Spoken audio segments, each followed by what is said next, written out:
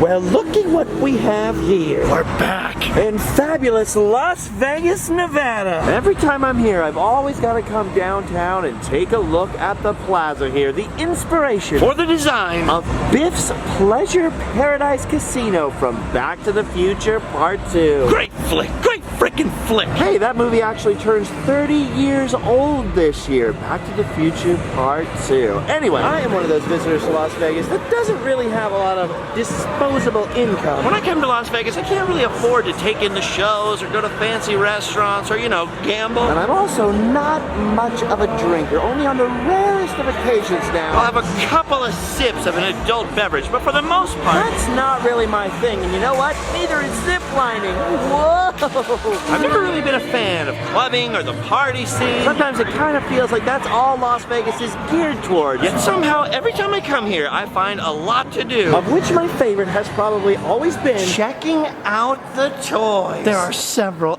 epic vintage toy shops in Las Vegas. And this one, the Toy Shack, is one of the best. It is absolutely ginormous and filled with all kinds of epic stuff. There's new stuff in here every time I come. Personally, I'm always drawn towards the vintage Star Wars stuff, but really there's a huge, wide selection of all kinds of other stuff as well. Way too much to change on one visit, and by the time you come back, they change it all again. Oh yeah, checking out toys has become part of my Las Vegas tradition, and that is going to stay true on this trip as well, only this time, instead of just checking out the usual toy stores, I was thinking, why not take it up a notch? So we're gonna head all the way across the town over to the Westgate Hotel, which today is holding a very special event indeed. The final day of the Las Vegas ToyCon. Oh, that's right, a whole toy convention. I was just kind of late on the very last day and very spur of the moment. I actually had no idea this was even happening until I noticed a celebrity friend of mine was in town. Who told me he was at a toy convention. So hopefully we made it in time to see some swag. Let's just pick up a badge and head on inside. Whoa! Look at the size of this place. And it's all toys. Yes, epic. Ooh, watch out for this guy. I don't like the look of that. Michael Myers back there. Luckily, that's not the celebrity guest we are here to see. Hopefully I can find my friend back here somewhere. Whoa, look at the size of the celebrity autograph area. Oh, I see him. I see the man we're looking for. It's none other than Bret, the voice of Mickey Mouse. How you doing, Bret? Great. How are you? I'm feeling swell. You probably hate that. I'm sorry, Bret. That's the best one I've heard all weekend. See, I knew it. Coming I from knew you, it. I can be allow, next. Yes. Nah. My apprentice. Go home and get some sleep, Justin. Sleep well. See? That's great. But Bret is not just Mickey. Bret also drives trains and runs a very cool design, consulting, artistic, product-making company called BUNGALOW MODERN, which you absolutely have to look up and follow. I've been watching your Instagram story every day and getting sucked in. You need a TV show. Oh, I'd Me love first, a TV show. Then you. Okay. No, I'm just kidding. Well, you get a TV first. show, and then you can bring me Actually, you on. already have a TV show and wow. a video game, Yeah. and several theme parks, and The theme parks everyone aren't works mine. for you. And look at this, it's not just Bret. Bill Farmer is here, the voice of Goofy. And Margaret Carey, the model for the original Tinkerbell. All right, I could stand here and talk to them all day. But I think it would behoove us to see some of the toys at the toy convention. Behoove, by the way. It's just such a great word. Behoove! We are behooving to see some... Whoa! Look at that! I like that. There are so many cool products like that now that I desperately wish I could teleport back to the 80s and wear to school, you know? Man, there are quite a lot of different vinyl figures these days. Seems like there's a Funko Pop or another kind of vinyl figure for almost everything. Everything but Random Land, that is. Maybe someday, huh? Maybe someday. Ah, look how cool that is. Loose figures. Figures without the package. Bagged up over here. Cool prices. Comic books everywhere. All kinds of anime products. It is crazy how popular anime really is these days. Ooh, a posters booth. Oh, that is sick right there. That is the coolest Goonies poster I have ever seen. Dagobah. Oh, I used to have that. Never had the box though. Dang, they have got a lot of good stuff here. Really good Disney stuff. Should have Bret sign that one. Hey, check it out. It's Rogue Toys. These guys have at least 3 locations in the Las Vegas area. I used to go to their downtown one all the time. But I noticed that it moved. It's no longer in the same spot I used to visit. So I'm glad they got a booth out here. Because they've always got all kinds of vintage goodness. Speaking of 80s goodness, That's the stuff I'm always hoping to find. no matter how cool and detailed And epic all the modern stuff is. and really seriously, modern toys and collectibles are amazing. But like I said, no matter how amazing they are, When I see a toy from my childhood, I have got to pull over. Look at that. It's the pizza thrower. I had that. No one ever believes me when I tell them that there was a Ninja Turtles pizza thrower vehicle. Yes, that thing was epic. Oh man, they've got tons of stuff from the 80s and the 90s that I grew up with. Oh, especially the Toy Biz had the DC license for only 1 year, I believe. And I actually had this Toy Biz Robin in 1989. The Batmans were really hard to get. Had to get a rain check and be on a list for a while to get Batman. Oh my gosh, this is like seeing old childhood friends Splinter, Casey Jones, Rocksteady, Baxter Stockman. Man, I loved being a turtle fan. Oh my gosh, something just caught my eye I haven't seen in a zillion years. Look at this. Crash Dummies. Oh, this was such a short-lived toy line, but such a good one. I was a huge, huge fan of it. There was a year or two of elementary school where I was actually obsessed with making paper versions. Of the crash test dummies and all their vehicles. No lie, if you were to talk to someone that went to 4th grade with me, That is probably what they would remember. that and me throwing dirt into the classroom and saying smoke bomb multiple times. Oh yeah, man, this is awesome. This is my first toy convention. I didn't really realize that there were toy conventions. Actually, most of the reason that I like going to comic conventions It's just because I like looking at all the old vintage toys in some of the booths. So to me, this is awesome. Hey, look at that Batmobile. The Kenner Superpowers Batmobile. The only Batmobile in the 80s that had the bubble top like the 60s one. Oh man, so much good stuff. I am overstimulated. Most of the stuff here is really cool, or at least perfectly benign and safe. But I must warn you, there's at least one thing here that is pure evil. Dun dun dun! Teddy Ruxpin. Oh, wait a minute. It's a re-release Teddy Ruxpin.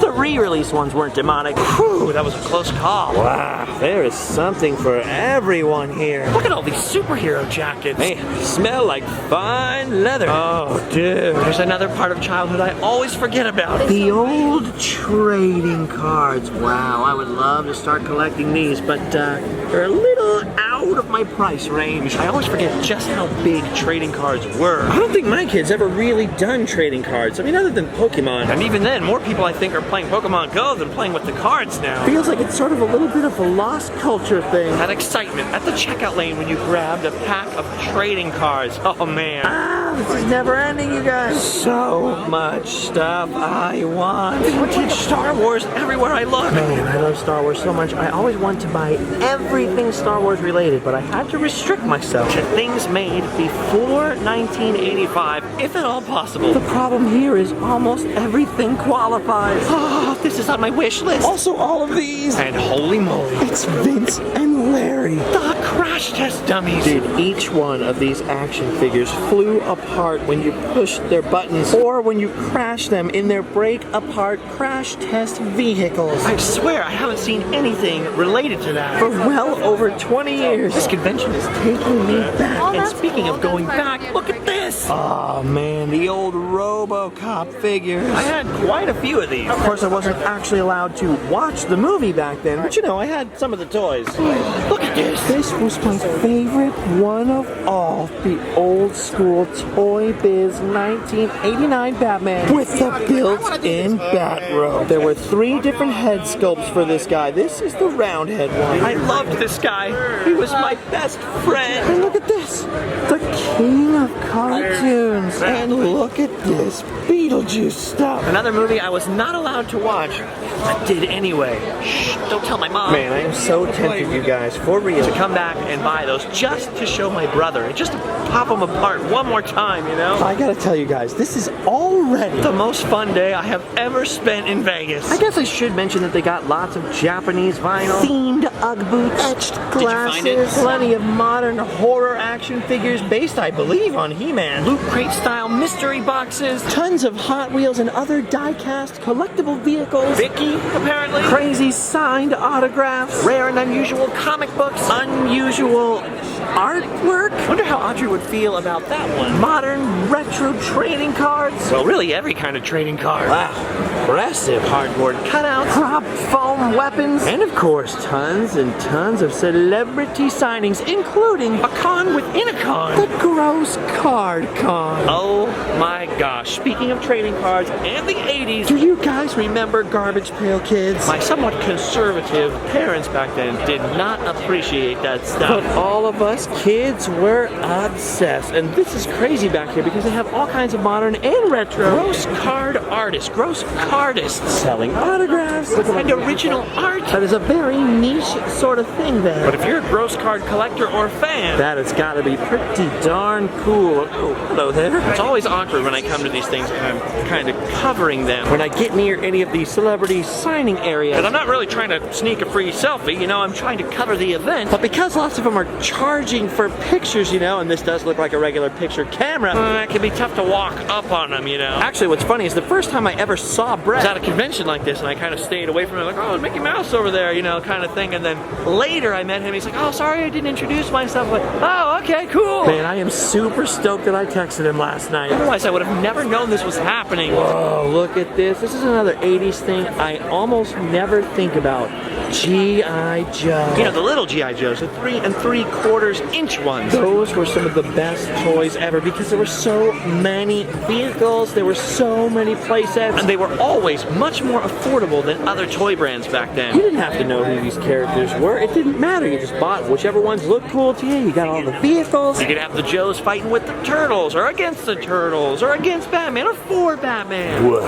Oh my gosh, look at that ride-on speeder bike. It's a pedal bike from the 80s. I have never seen one of those. It's my favorite thing, coming to something like this and then seeing something you've never seen before. Oh man, so many epic, wonderful things. I've got about 3/4 of the original Star Wars figures loose out of the package, of course. I'm still missing quite a few from the Return of the Jedi line and the Power of the Force line, particularly the last 17 figures they did. Which are much more rare. There's these really cool display cases on Etsy, big wooden display cases, very, very flat, very You thin. can put them on the wall and they have a little square space for each figure. They're super expensive, but someday I want to get one, and that's what I'm going to do with my figures. Oh yeah, I was definitely an action figure kid. Tons of my friends were only Hot Wheels kids or more sports related kids. They like those starting lineup figures or sports cars. For me, it was definitely action figures. And to this day, if I go to Target, Walmart, something like that, I always have to walk through the toy aisle just to kind of see what's going on, you know? I love seeing things I've never seen before, and I particularly love seeing unusual action figures like Ben Franklin here. That is kind of amazing. I totally just bought this. The guy offered it to me for $5. I have no idea why or what the heck I'm gonna do with this. I am just stoked that I got it. Oh, whoa. I see more vintage stuff. I can already sense that around me the con is winding down. I can sense less people. I can see some people sort of eyeing, packing up their booths. So I'm just gonna focus in on the stuff I like looking at. Look at these vintage Secret Wars and Superpowers figures. My first ever action figure I ever remember having was a Kenner Superpowers Superman figure. I loved that thing. I have never managed to get a hold of another one with the cape at least. Whoa, check out these animation cells from Ghostbusters, and look, the Ewok show. Sometimes I am jealous of today's kids. I really am. All the different stuff they have, especially all the digital stuff, the technology. But when I think about our toys and our TV shows, man, Not to sound like an old fogey, but I think we had it a little better. primarily because, and this is just my theory, I've thought about this a lot over the years. We had so many fewer choices, or so far fewer, we had less choices. right? Fewer things to watch. Fewer options on the toys, etc., etc. So when something cool came out, we really obsessed over it. I have this little guy. I love the Ghostbusters toys. Really wish I could get my old Ecto-1 back. Alright, well, like I said, things are starting to wind down here. I do not know why I never thought of looking up or going to a toy convention before. It was so much freaking fun. But now that this is on my radar, I will definitely be back in the future. Hopefully next time with more than the $10 cash I brought with me. Although to be fair, that probably worked out for the best because otherwise I would have spent a heck of a lot of money. Alright, time to start making my way out of here. Hey Bret, now it's time to say goodbye to all of your company. Yeah, That's right. See you real soon. K-E-Y. Why? Because we like you. Thank you. M-O-U-S-C. Thank you for the heads up, my friend. Hey. I will see you later. Good to see you, Justin. Go home, sleep well. Now get out of here. Before I go, I just want to point out, this is the swag I got. I had to spend $5 on. And this is the swag Bret got. My dream vintage Star Wars vehicle, and somebody gave it to him. Well, you do the voice of Mickey Mouse. I guess you deserve nice things. But I am now double jealous, Bret. I've worked hard for this Imperial shuttle. I'm gonna take my Benjamin Franklin doll and go.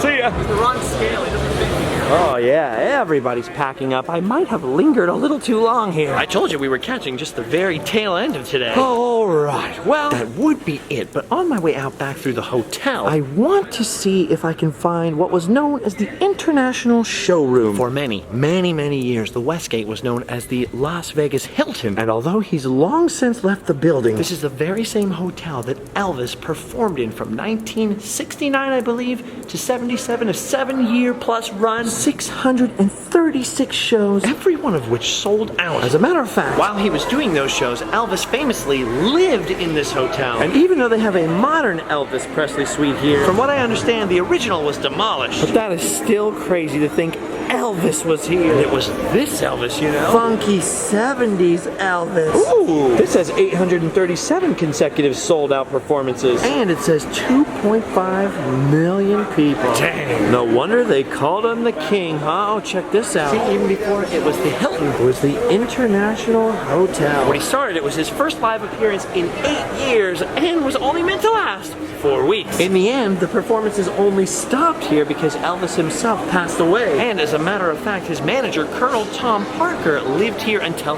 his death in the hotel. So there is some crazy Elvis history going on here. I always liked you, Elvis. Well, thank you very much. Oh no, I think of you. Okay, I figured out where the theater is. Not really supposed to film on casino floor, so I gotta keep it kind of low key, but It's right over here. As you can see at the moment, it's roped off until, you know, Barry Manilow plays tonight. It's now called the International Theater, but look at the sign up there. Still International Showroom. Wow. I mean, I'm sure this isn't the way that Elvis entered the theater. But just think of all those people back then who came through this exact hallway and up those stairs, perhaps, to go see the former king of rock and roll and the then current king of Las Vegas. Man, I've been to Elvis's birthplace. We filmed a pretty fun episode there. Haven't managed to get permission yet to do the Graceland thing, at least inside. Someday, Jennifer. Someday. Some other interesting stuff I learned about the Westgate here is that at one time, pretty much during the whole of the 1980s, it was the largest hotel in the world. It also had a very famous hotel fire. Guessing they probably like the Elvis connection a lot more than the fire history connection. Anyway, pretty darn cool. We gotta check out a ToyCon. My first ever. Got a sick Benjamin Franklin figure. Got to catch up with Bret and Bill. And look at this. We're even getting a peek now of the monorail. Yep. The Las Vegas monorail. There's even a monorail station here. That's crazy. Well, I would tell you how the Westgate sign was once the largest freestanding advertising sign in the world. And I would take you to ride the monorail, but you know what? Given all the other things we've done so far and how much time it's taken, I think it's safe to say we've done our duty. So for now, I'm gonna go ahead and say we can hotel and sleep well.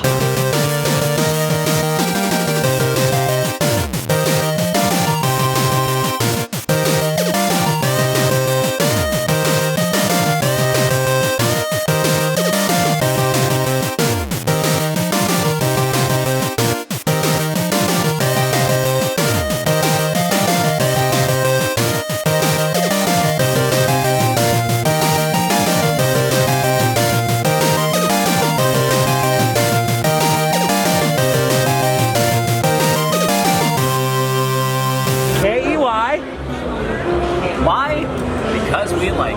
Thank you. M-O-U-S-C. I don't know why I hesitated. Poor Bret. I should know that. Yeah. A fan of liberty. What's your name, young man? They call me Dr. Love.